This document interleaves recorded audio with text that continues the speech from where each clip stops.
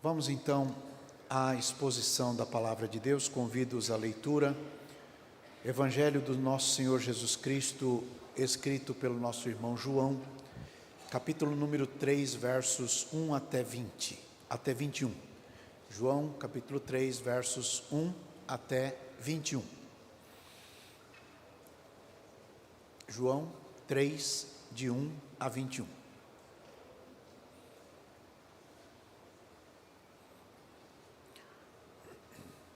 Glória a Deus. Todos acharam? Amém? Quer dizer que sim? Vamos lá então, todos juntos. 1, 2, 3.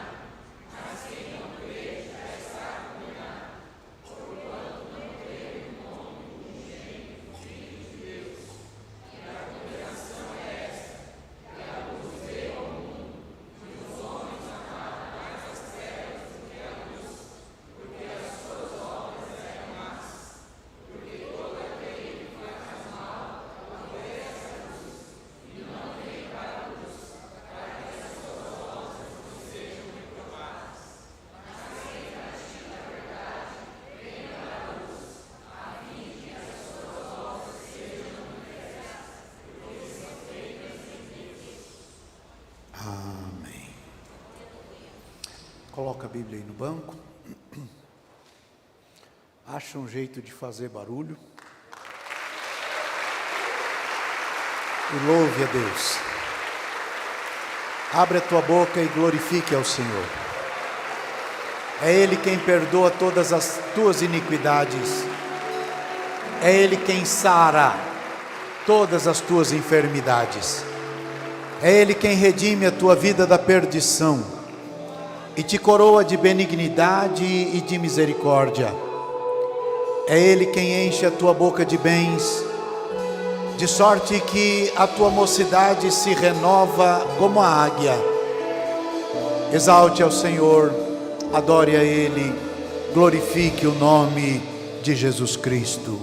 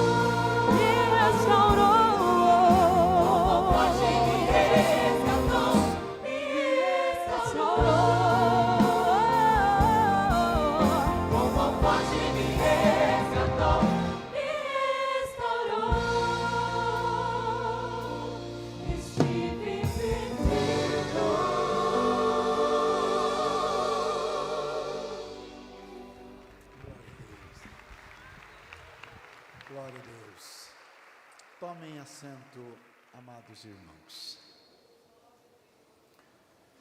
O nosso Senhor e Salvador Jesus Cristo é, em toda a história humana, o personagem mais amado de todos. Não existe nenhuma personalidade tão amada quanto Jesus Cristo na história. Para Jesus, se fizeram grandes catedrais, se faz música para ele, narram histórias dele em filmes.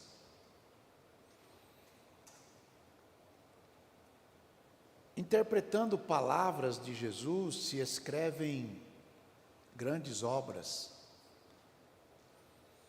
se fazem procissão ou procissões. Tem um dia especial.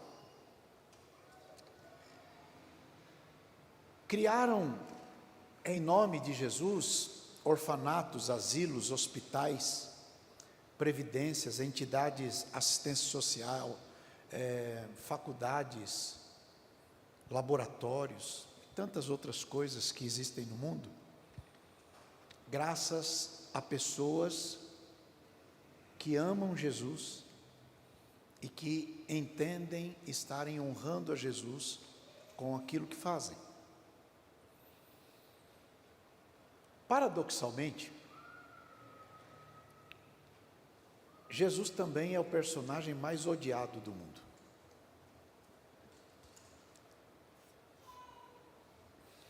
E não é exagero, é verdade. Não existe nenhum personagem da história mais odiado do que Jesus. Hitler, Mao Tse-tung, Mussolini, Stalin. Se juntarem todos eles, não receberam 1% da aversão que o nome de Jesus causa em muita gente. Alguém diz: como assim, pastor? Vamos pensar.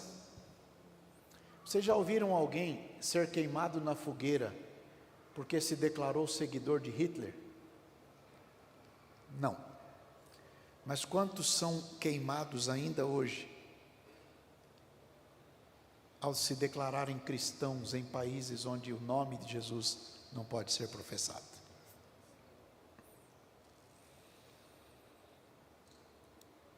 Em nome deste ódio, já se crucificou muitos cristãos, e neste exato momento há cristãos dentro de containers, prisioneiros em desertos, sem água, torturados por amor a Jesus.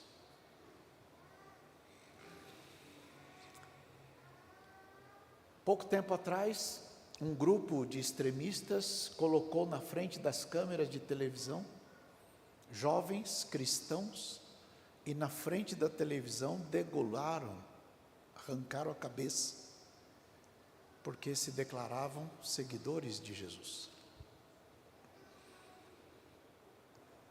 Os partidos chamados partidos totalitários, ditaduras, especialmente de uma linha de pensamento, só para a implantação do sistema do pensamento deles, na China mataram mais de 72 milhões de cristãos. Na Rússia, mais de 30 milhões de pessoas. Então, Jesus ocupa o primeiro lugar naqueles que são mais amados e ocupa também o primeiro lugar naqueles que são os mais odiados. E onde é que a gente entra nisto? Com o passar do tempo, as pessoas que amam Jesus acabaram por transformar Jesus em alguma coisa que Jesus não é. Por isso o apóstolo Paulo diz que há possibilidade da pregação de outro evangelho, de outro Jesus e de outro Espírito. Então, nem tudo que se fala em nome de Jesus, de fato, tem a chancela de Jesus.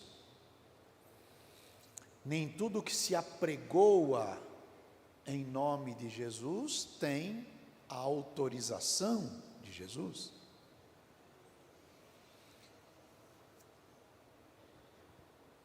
Um grupo de estudiosos, os hermeneutas, transformaram Jesus num dogma, enquanto alguns ideologistas transformaram Jesus em um exemplo social. Outros transformaram Jesus em um santo caricato, carregado em um andor ou no pescoço, em qualquer lugar. Ativistas transformaram Jesus em um modo de vida. Mas Jesus não é nada disso. Ele não é nem dogma, nem doutrina, nem partido, nem santo. Ele é o Senhor dos senhores. Ele é o Rei dos reis. O único digno de ser louvado, honrado e adorado para sempre. Achado na forma de Deus, não teve por usurpação ser igual a Deus, mas anulou-se a si mesmo, tomando a forma de homem, e achado na forma do homem, humilhou-se, até ser encontrado na forma de servo, e achado na forma de servo, foi obediente até a morte, e morte de cruz, pelo que Deus o exaltou soberanamente, e lhe deu um nome que é sobre todo nome, para que ao nome de Jesus se dobre todo o joelho, dos que estão no céu, na terra e embaixo da terra, porque nenhum e toda língua confesse que Jesus Cristo é o Senhor, para a glória de Deus. Isto é muito importante. Agora, o problema é que as pessoas passam a ter experiências com um Jesus caricato ou criado pela mente de alguém. As pessoas então, por conta disto, em alguns casos se decepcionam com a fé, porque eles apresentaram um Jesus falso, com cara de bonzinho. Às vezes, alguns se perdem por experiências ruins que tiveram com pastores ruins. Há pessoas que abandonaram a fé decepcionadas com o que viram, viveram, experimentaram. Outros abandonam a fé ou abandonaram a fé por causa de erros de pessoas. Agora, isso tudo é gerado por gente que apresentou um Jesus que não é o Jesus das Escrituras.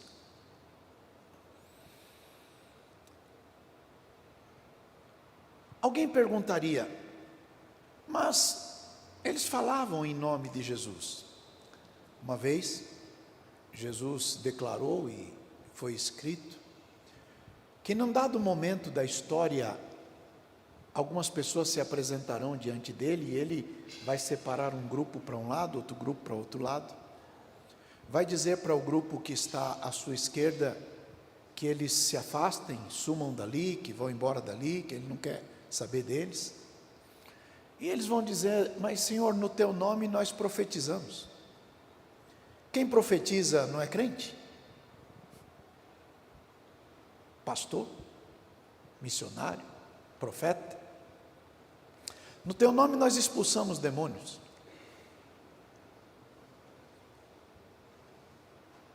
No teu nome nós curamos os doentes.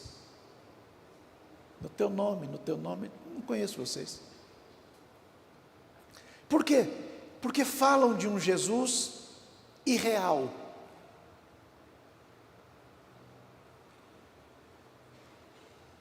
Então, se você se decepcionou com alguém, eu quero que você escute o Evangelho de Jesus Cristo. Não permita que a religião, seja ela qual for, que uma placa denominacional, que uma igreja, que um pastor, que um líder, esconda você de Deus, ou esconda Deus de você. Nicodemos era um homem religioso, sério, honesto. Era um homem cujo caráter era, segundo a sua crença, pautado naquilo que ele aprendeu na sua religião. Mas havia dentro dele uma inquietude, havia um vazio, algo que religião alguma preenche. E ele ouviu falar de Jesus. E curiosamente, no lugar onde ele frequentava, se falava muito de Jesus, mas não coisas boas. As pessoas queriam, na verdade, achar um modo de anular Jesus, dentro da religião de Nicodemos. Então ele vai de noite, procurando por Jesus, e o texto é interessante, porque na conversa dele com Jesus, ele diz: nós sabemos que o Senhor é mestre. Ele não diz eu sei, ele está falando em nome daquele lugar que ele frequentava. Porque ninguém pode fazer o que o Senhor faz, se Deus não for com ele. Jesus não se deixa ludibriar com elogios. Em Gadara, quando Jesus aportou, veio correndo para ele um moço pelado, nu, sem roupa, todo machucado, gritando, babando, desnorteado, sem rumo na vida. Morava dentro de um cemitério. E este moço se dobrou diante de Jesus e adorou Jesus. E enquanto ele está adorando Jesus, Jesus está dizendo: sai dele, sai dele, sai dele, porque nem todo mundo que adora está liberto. Está claro? Jesus não se deixa tocar por teatros da fé. Há pessoas que têm teatros de fé, que fazem as coisas para que os outros irmãos olhem para ele e digam: esse é crente mesmo. Mas a Jesus ninguém engana. E o moço está dizendo que adora, mas Jesus está dizendo: sai dele.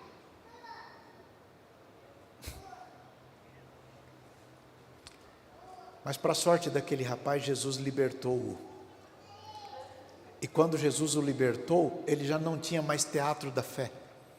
Ele estava sentado aos pés de Jesus, bem vestido e com juízo no lugar. A Bíblia chama isso de perfeito juízo. Então aquele que é liberto pelo Senhor se comporta bem, tem calma na alma, tem paz na alma, se veste adequadamente e tem juízo na cabeça. Chacoalhe o vizinho de quem entendeu.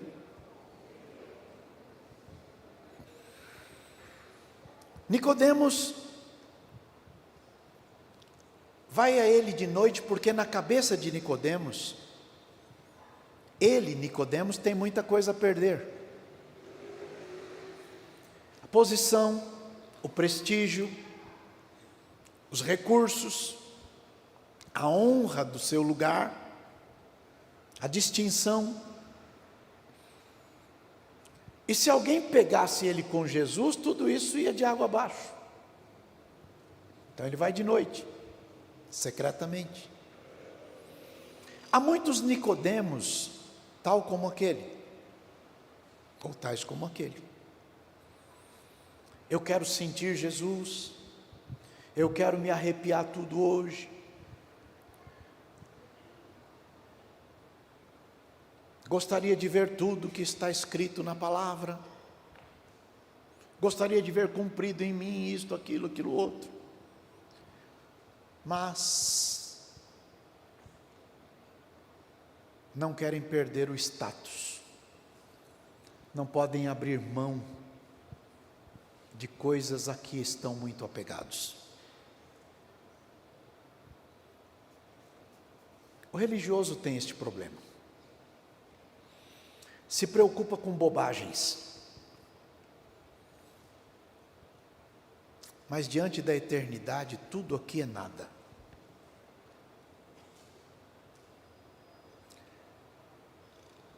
A eternidade é tão difícil da gente pensar, porque ela está fora da temporalidade. Não se marca tempo lá. Tempo é coisa nossa. E a marcação de tempo aqui na nossa terra é o sol e a lua. O sol nasceu, a gente chama de dia. O sol desceu, a gente chama de noite. Passou um, vem o segundo, sol subiu, é dia, sol desceu, é noite. Vem o terceiro, sol subiu, e vai um depois do outro. A gente achou bonitinho separar em 30 dias, virou mês. Achou bonitinho separar em 365, virou ano. Isso é coisa daqui. Mas lá na cidade onde nós vamos morar, está escrito que lá não precisa nem de sol, nem de lua e nem de estrela, porque o Cordeiro que está no trono é quem os iluminará. Então lá não tem mais contagem de tempo. É para lá que nós vamos. Estamos nos preparando para ir ao céu com o Senhor. Nós amamos ao Senhor e queremos estar com Ele, na casa dEle. Ele disse: não fiquem perturbados, porque lá na casa do meu Pai tem muita morada, eu vou lá preparar lugar para vocês. E se eu for lá preparar lugar, eu vou voltar aqui, vou levar vocês para lá. E nós estamos esperando a volta de Jesus. Quem está esperando a volta dele aí? Não, gente, eu vou perguntar de novo, que isso aí é a coisa que deve mais entusiasmar um crente de qualquer outra coisa nesse mundo. Quem está esperando Jesus voltar? Apóstolo Paulo disse: eu combati o bom combate, eu acabei a carreira, eu guardei a fé. E desde agora me está preparada a coroa da vida, a qual o justo juiz me dará naquele dia, e não somente a mim, mas a todos quantos amarem a sua vinda. Então a coroa é para quem ama a vinda de Jesus. Você quer declarar que está esperando Jesus voltar? Quem quer declarar? Declara aí.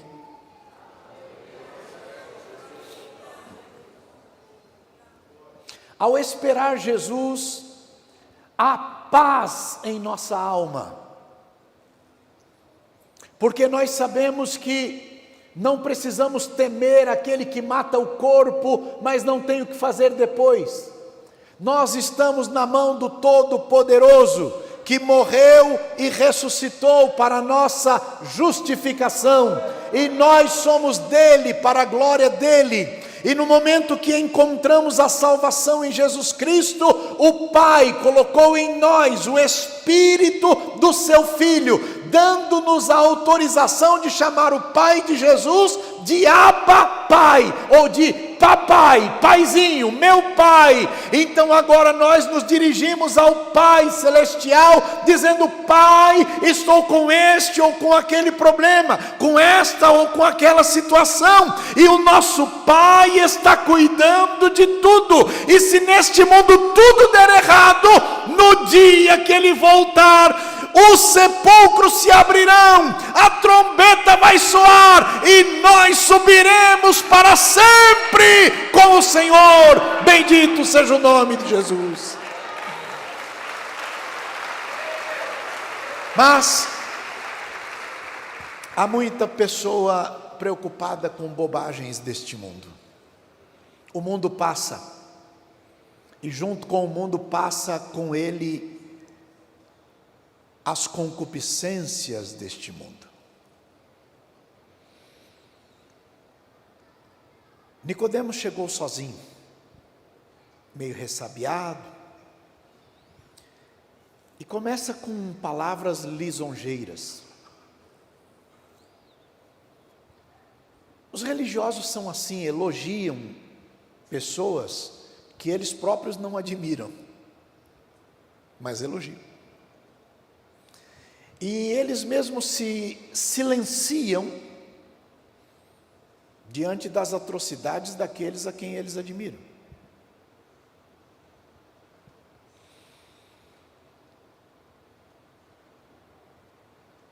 Hoje, existem religiosos na mesma situação de Nicodemos. Eles entendem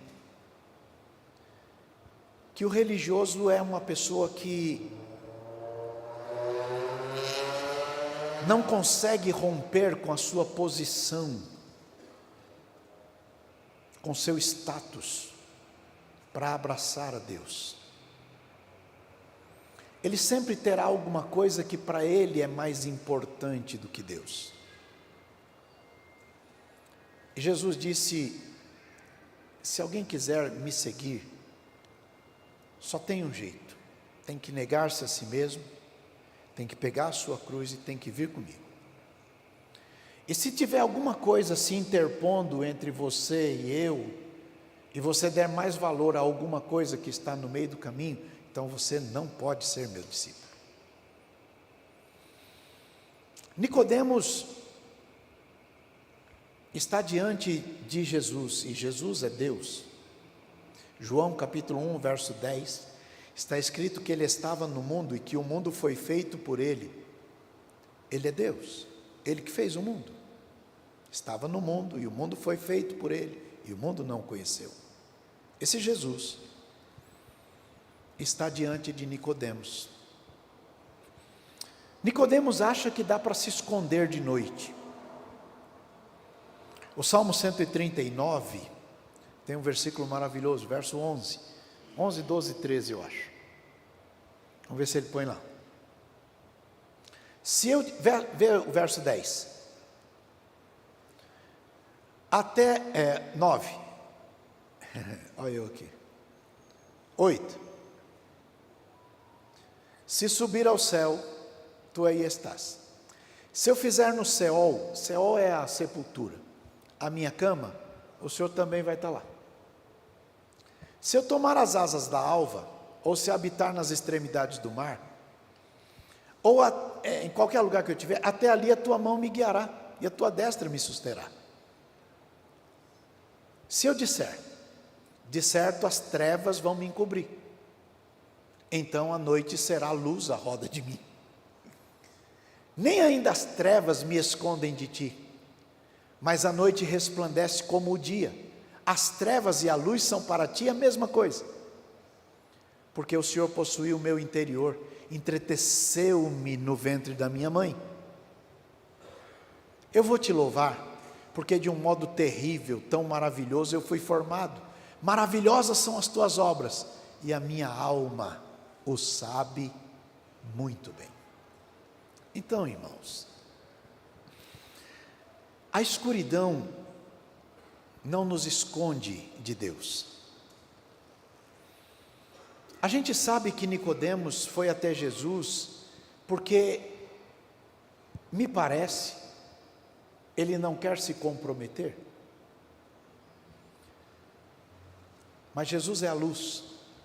João capítulo 1, verso 3, está escrito, João capítulo 1, verso 3. A turma trava lá, ó, que maravilha, gente. Ó, todas as coisas foram feitas por ele, sem ele nada do que foi feito se fez. Verso 4, nele estava a vida, e a vida era a luz dos homens. Verso 5, e a luz resplandece nas trevas, as trevas não a compreenderam. Então houve um homem enviado de Deus, cujo nome era João.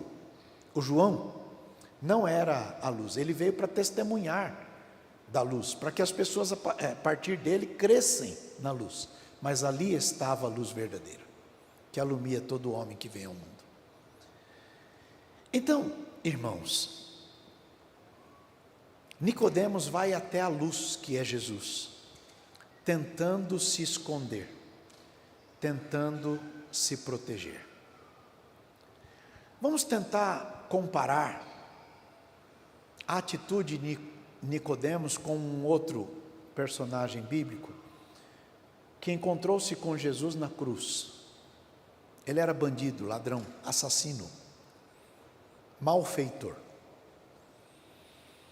E então, ele está numa situação muito complicada. Ele não tem o que perder. Ele já está condenado. Sentença foi promulgada.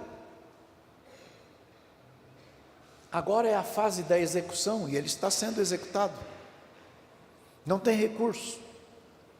Não tem tribunal superior para o qual ele possa buscar uma mudança de decisão. Não.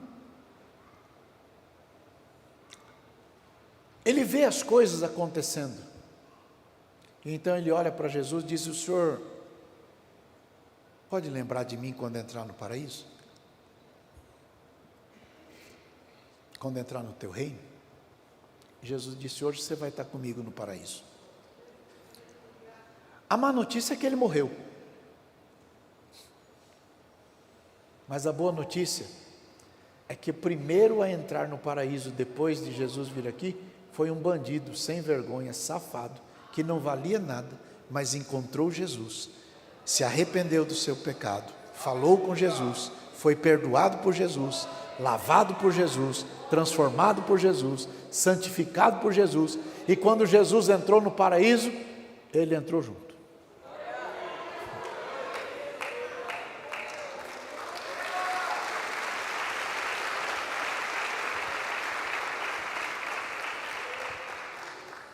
Então, irmãos, o Nicodemos está perdido na sua religião. O rapaz estava perdido na vida. Os dois perdidos. Pensem comigo. Um é um doutor da lei, é um crente exemplar. O outro é um zero à esquerda.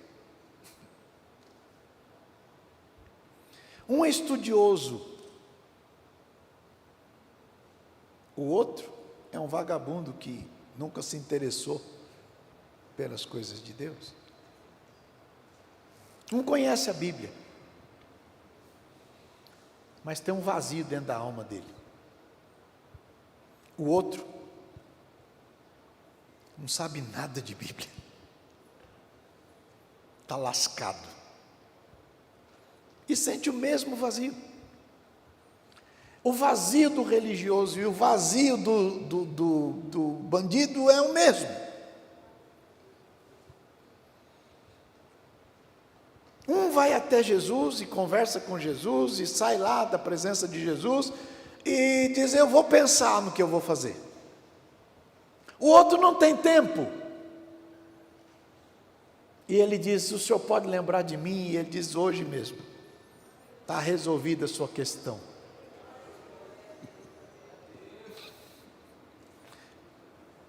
Um não vê nada, nunca viu milagre. O Nicodemos testemunha: nós sabemos que o Senhor que Deus é contigo, porque ninguém faz o que o Senhor faz se Deus não for com ele. Então ele viu. E tem um punhado de gente que está cansado de ver coisa que Deus faz. Mas mesmo assim, está longe. Porque tem muita coisa em jogo. Porque as coisas deste mundo são atrativas.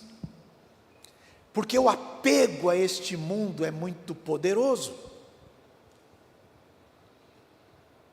Há pessoas que não podem se comprometer com Jesus porque o que dirão os meus amigos? O que dirão meus colegas de trabalho? As pessoas da minha convivência? Eu posso perder isto, aquilo ou aquilo outro? Mas o rapaz da cruz, ele já está perdido e ele sabe que está perdido.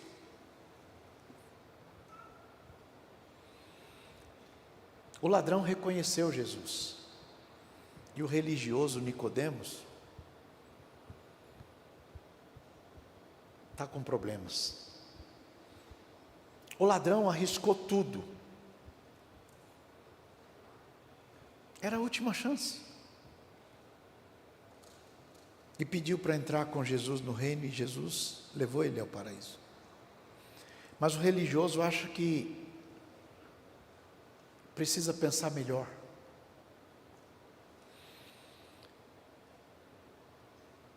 Aquele ladrão sabia que era culpado e ele disse, ele declarou: nós estamos aqui porque a gente merece. Ele não merece, mas a gente merece. Mas o religioso chega diante de Jesus com aquele nariz empinado, com a empáfia de mestre. Um mestre que não pode perder a posição. E porque ele não pode perder as coisas, ele endurece o coração.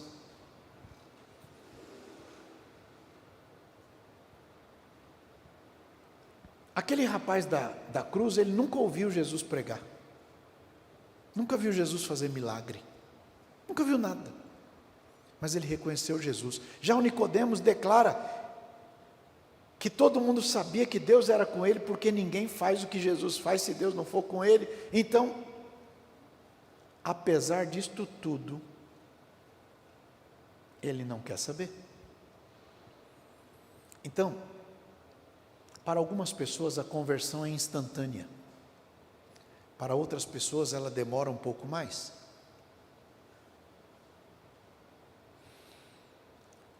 O que dói na gente mais quando a gente vai fazer o curativo? Quem já fez uns cortes quando era criança e a mãe botava mertiolato?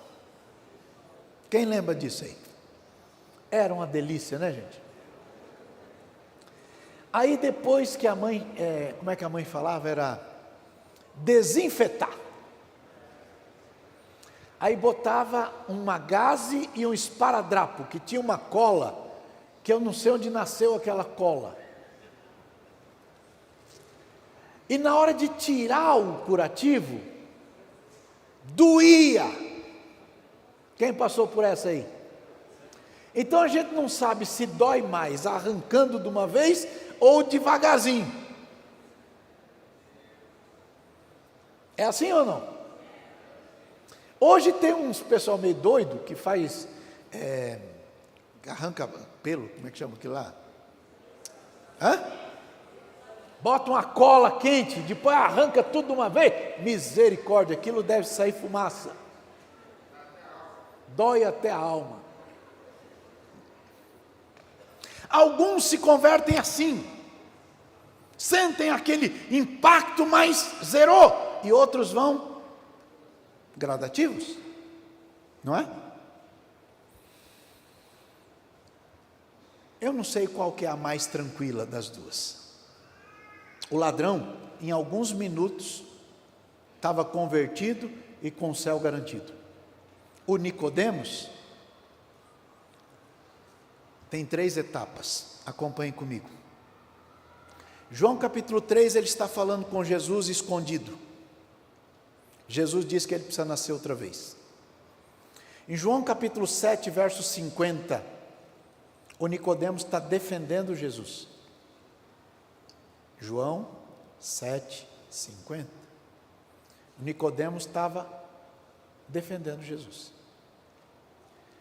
Nicodemos, que era um deles, aquele que foi ter de noite com Jesus, disse para eles: porventura condena a nossa lei um homem sem primeiro ouvir e ter conhecimento do que faz? Responderam eles e disseram: és tu também da Galileia? Examina e verás que da Galileia nenhum profeta surgiu.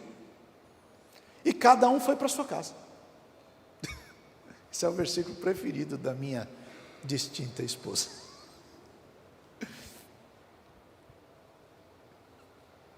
Ele está defendendo Jesus.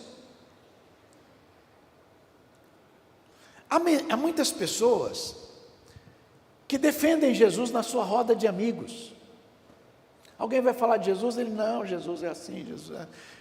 E fala bem de Jesus, e defende Jesus, mas não se compromete com ele, porque tem coisas a perder.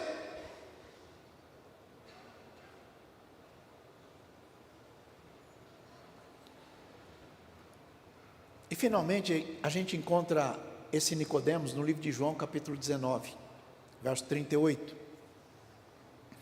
Em João 19, 38, um homem chamado José de Arimateia pediu para a autoridade política da sua região autorização para tirar o corpo de Jesus da cruz. E aquela autoridade permitiu. Então ele foi e tirou o corpo de Jesus. Leia agora.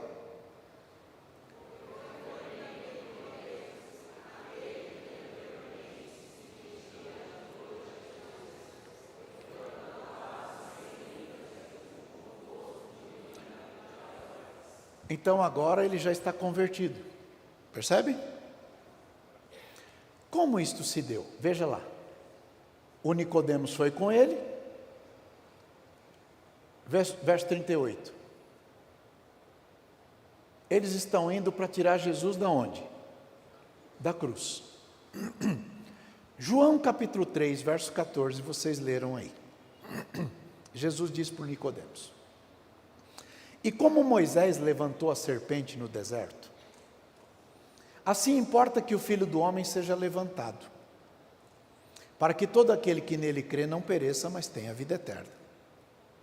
Porque Deus amou o mundo de tal maneira que deu o seu Filho unigênito, para que todo aquele que nele crê não pereça, mas tenha vida eterna.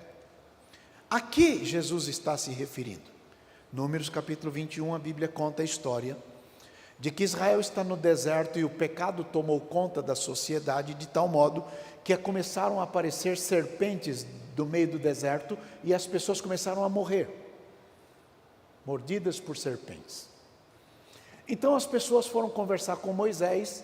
Moisés foi orar e Deus disse para Moisés: faz um poste, coloca uma serpente lá em cima, que a serpente é o que está matando, não é? Então aquilo que está matando fica lá, pendurado lá naquela haste. E todo mundo que for mordido por aquilo que está matando, olha para aquilo que está lá e vai ficar vivo. Aconteceu isto lá. Números capítulo 21, leia lá.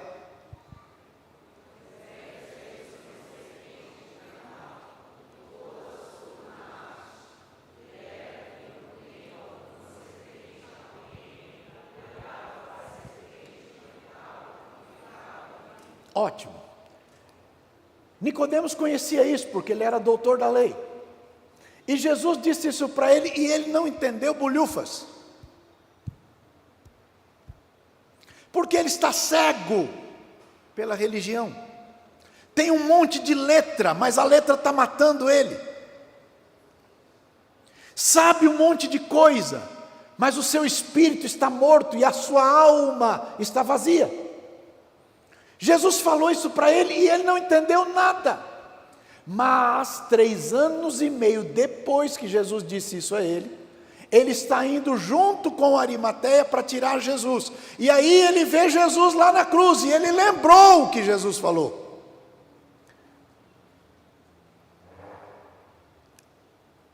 Aquele assunto se referia a Jesus, aquele que não conheceu pecado, Deus o fez pecado por nós. É dizer em outras formas, o que destrói a humanidade é o pecado. E o pecado tem arrebentado a sociedade. As pessoas, por causa do pecado, se digladiam, morrem e matam. Por conta do pecado, as pessoas não têm controle. Mas Ele levou os nossos pecados para a cruz. Isaías 45, 22 diz: olhai para mim e sereis salvos, todos vós, moradores da terra, porque eu sou Deus e não há outro. Jesus levou os nossos pecados para a cruz. O castigo que nos traz a paz estava sobre ele, e pelas feridas dele, pelos machucados dele, pelos vergões dele, nós fomos sarados. O castigo que nos traz a paz estava sobre ele. Então, quando nós olhamos para ele, nós entendemos que ali está a redenção de todos os nossos pecados. Mas a religião cega isto. E a gente fica procurando saber Jesus mais o quê? Jesus mais uma subidinha na montanha? Jesus mais uma campanha de 7 dias? Jesus mais uma arca da aliança? Jesus mais um passar debaixo da porta da esperança? Jesus mais andar em cima do sal? Jesus mais um travesseiro da bênção? Jesus mais um lencinho de não sei do que? Jesus mais a água benta do Rio Jordão? Jesus mais o óleo ungido que veio não sei de onde? Não. Levanta as duas mãos e diga: Jesus Cristo é o meu único e suficiente Salvador.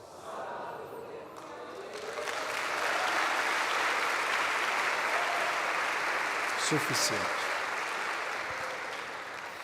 Glória a Deus.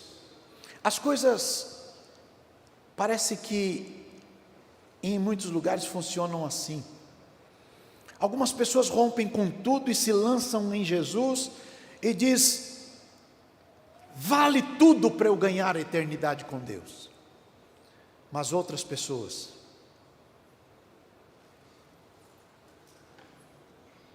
não.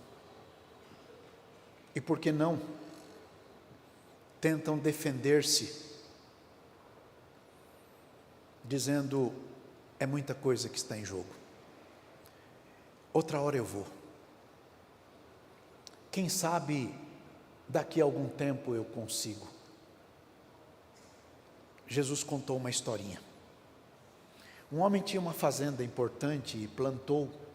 Era um homem trabalhador, dedicado.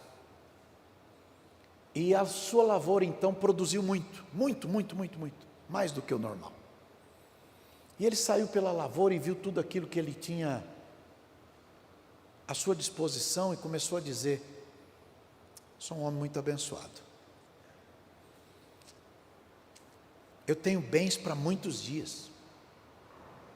Eu tenho muita coisa para muito tempo.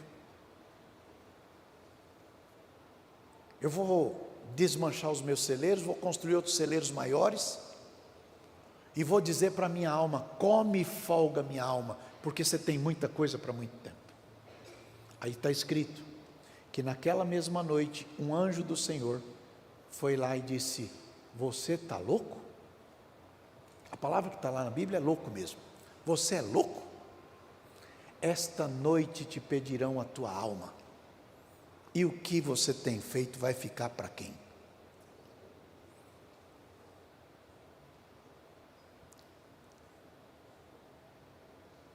O homem mais rico do Brasil chama-se Janguier Diniz.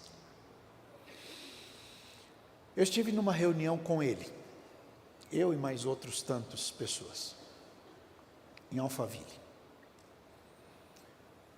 E então surgiu lá, entre as pessoas, uma pergunta: como ele se sentia fazendo as coisas que ele fazia com os recursos que tinha? E ele então respondeu: comecei a fazer isso no dia que eu descobri que caixão não tem gaveta. Chacoalhe o colega e diga: guarda esta que é boa. Caixão não tem gaveta. Apóstolo Pedro vai mais longe, ele diz: é certo que nós viemos nu para esse mundo, não trouxemos nada, e é certo também que a gente não vai levar nada dele. Então, nesse intervalo da nossa chegada e da nossa partida, vamos andar direitinho e juntar tesouro lá, porque é lá que vale.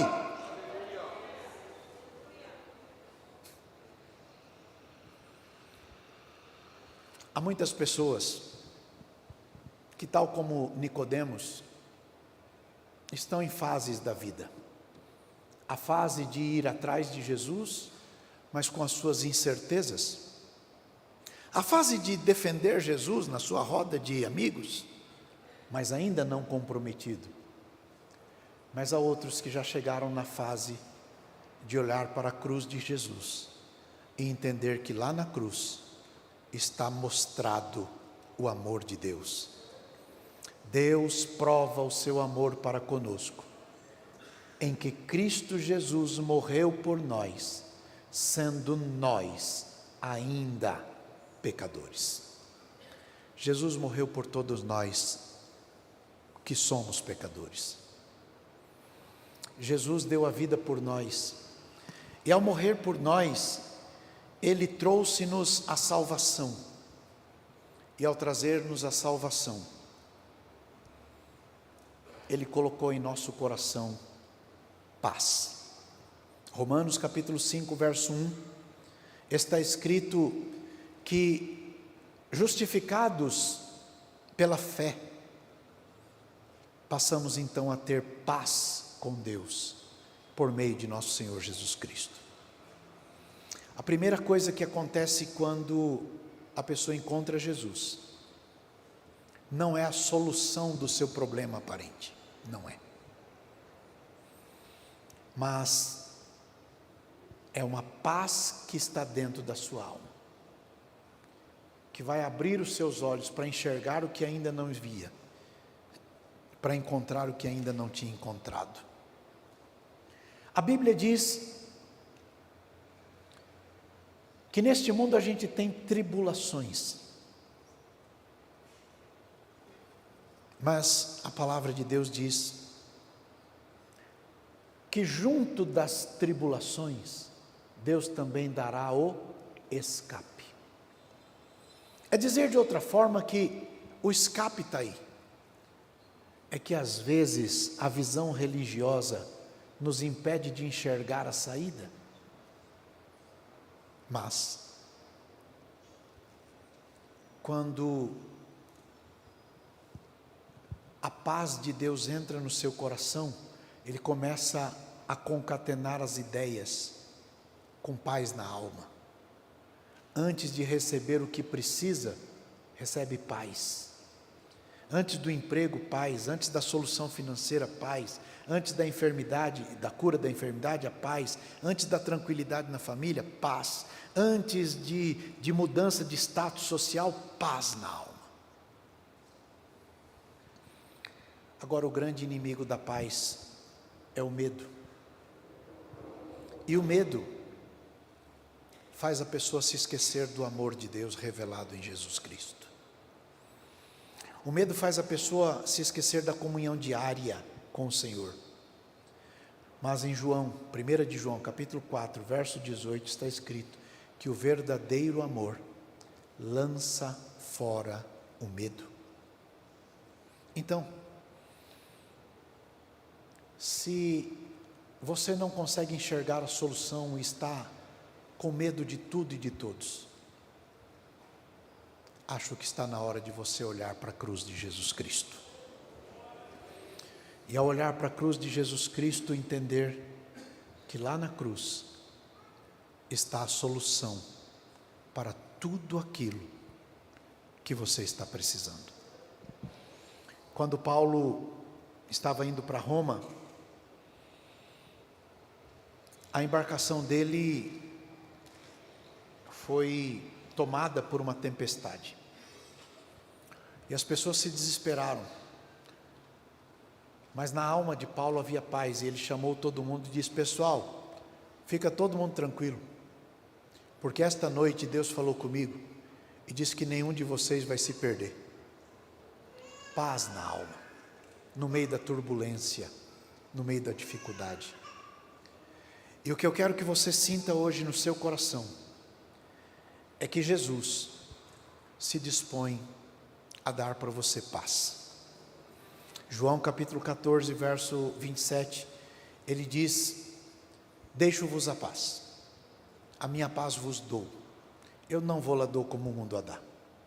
Não se turbe o vosso coração, e nem se atemorize.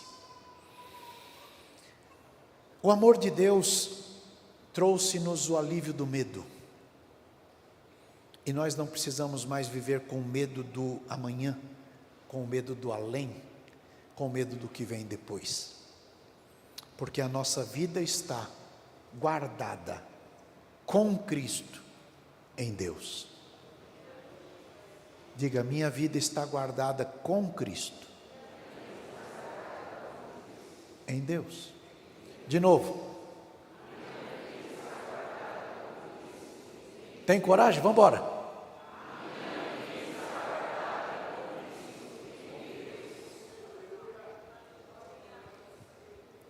Davi escreveu o Salmo 23. Ele disse: o Senhor é o meu pastor, nada me faltará. Ele me faz deitar em verdes pastos, Ele me guia a águas tranquilas, Ele refrigera minha alma. Ele guia-me pelas veredas da justiça por amor do seu nome.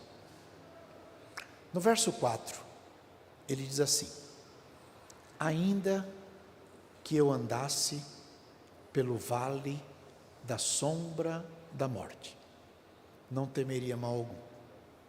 Por quê?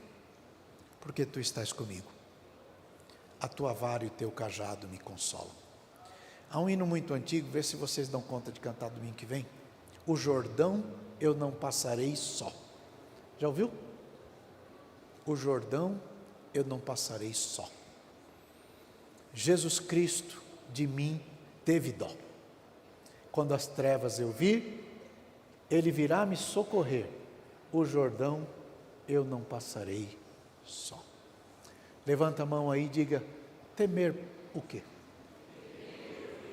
Se eu estou guardado por quem nunca perdeu batalha.